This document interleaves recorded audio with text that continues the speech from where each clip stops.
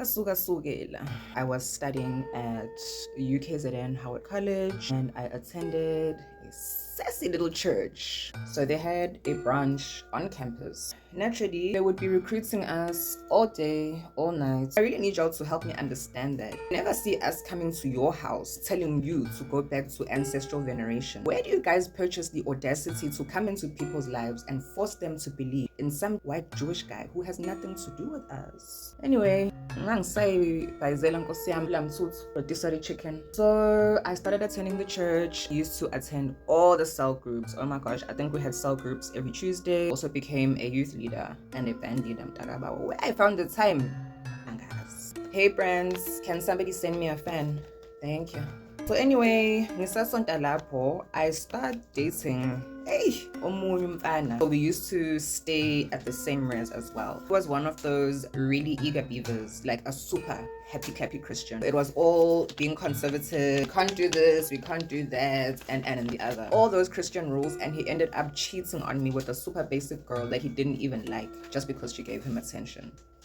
That's crazy. As we're dating, the cell groups are ramping up in intensity. There were two venues that we attended these cell groups at. The main venue, the guy who used to run the cell groups, a cell group would not end without him imploring us to accept Christ. Isn't it supposed to come from me? Anyway, so we would be implored to give our lives to Christ, almost every cell group. Eventually, we gave our lives to Christ. Also, why is he so intense? Why does he want my whole life? When do I get to know this person? Why is he wanting so much from me and I just found out about him? That's wild. It's giving toxic, bro. It's giving love bombing. It's giving you want me to be part of a cult. That's we listen, we don't judge. I give my life to this white guy. On the night, there was like a whole prayer thing that was going on. The person who put their hands on me, I started burning up. And then the next day, early at like 4 in the morning, we took a drive to Central Beach and I was baptized, honey, under the cover of darkness. Because why can't we do it during the day? Make it make sense, please. I almost drowned. Yeah. The very same day after lectures, I figures on Cheku Brothers. We hang out in my room, and at some point, we're laying on the bed, maintaining social distance, of course, because Jesus doesn't want us to cuddle. Both of us shout out no at the same time. I'm like, hey, what happened? Like, what did you hear? He says he heard a voice telling him that we need to get naked. Honey, I heard the same damn thing. Last night, I was giving my life. Next day, I'm getting baptized in Central Beach and I almost drowned. That afternoon, I'm now hearing voices and responding to them. Voices telling me to get nude and jump on top of boys. What's going on? I thought we were the ones who were hearing voices and having all kinds of weird instructions given to us. So I go home for vacation, and while I'm at home, my aunt takes me for a consultation with this guy who is a prophet, Pagichazi Enendumba. He opened my whole file, babes. He told me about my whole life before I was born, up until the point where my life was at that time. Shook. I was moved, my wig was blown away. And then at some point, he asks me, Funan wenala, which is, what are you doing here? I'm like, what do you mean? And he says, didn't you give your life to Jesus the other day? And I'm like, oh, yeah, I did. What's the problem? And he says, well, you being here is directly in conflict with everything that goes on there.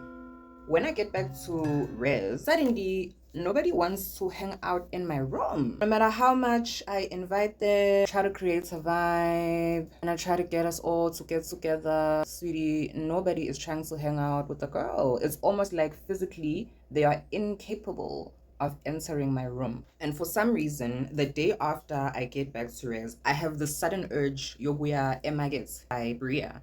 And I go there and I buy impepo, something that I've never done in my life ever before. So I buy limpepo, I come back and I start burning it. I start burning it in my room. I become nauseous. Ngihambe, ngiyopalaza, mangihamba ngiyopalaza, kuphume inyongo, which is excess bile. Instead of it being like a yellowish going on green tinge, honey, my bile was gray, bordering on black. So inyongo, my bile, is coming up gray. I'm freaking out. I'm stressing because all of these things that are happening, it's really scary. I talk to the cell group leader, because you baptized me, and he says we need to take it to the next level. And what happens at the next cell group? Now we are being taught how to speak in tongues. It's not making sense to me. Uguti, how does this pertain to what's going on with me? As well as, aren't tongues supposed to happen? Isn't it you being touched by the Holy Spirit? How are you teaching people to speak in tongues? It's giving how these scamming sangomas are teaching you guys ukubongela idlozi, because how do you teach someone to channel an ancestor? It doesn't make sense. So we are being taught to speak in tongues, and I just hear like a loud booming voice saying, "Phuma lapho."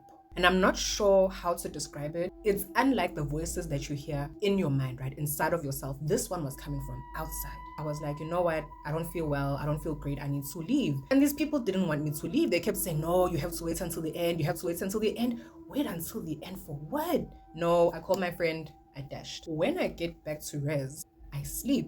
I dream. What do I dream? I dream about the pastor, his wife, the cell group leader, the cell group members, band members, essentially all the people who had positions in the church, sitting at a dining table with a whole bunch of desserts and encouraging me to eat the desserts. You already know what that means, right? Right.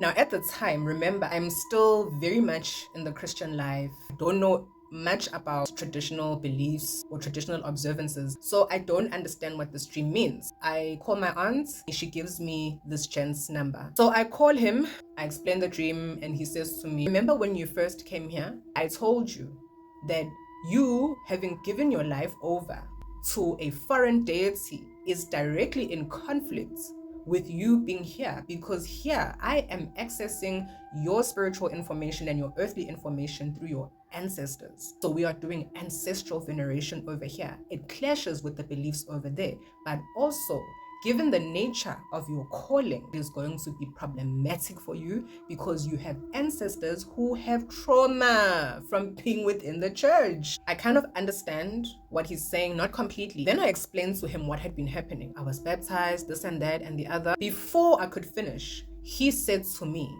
"Waishunqisa impepho?" And I said yes. And he said, "Wakula?" And I said yes. And he said, "Uma uphalaza ukhipha in." And I explained to him what it is I was bringing up, and he said to me, right, so you already have a spiritual infection. Essentially, he explained that as someone with an ancestral calling, you have ancestors, kunamadlozi, kunemimoya, kunamathongo. Not that they want you to give their life to them. No, it could never be. But they wish to correct and fix things through your life experiences. You giving your life, your body, and your soul to a foreign deity, it denies them access to you. He then went on to explain to me that anytime you are being so-called anointed, having that oil put on your forehead, you've never asked yourself what they make that oil from. That oil is specifically made to discourage the opening of your third eye. Ubchopho. So essentially, all these symptoms that I'm experiencing is because my ancestors, as well as my body, are trying to tell me something is wrong. I am taking part in something that I'm not supposed to be taking part in. I'm doing something that doesn't agree with who and what I am.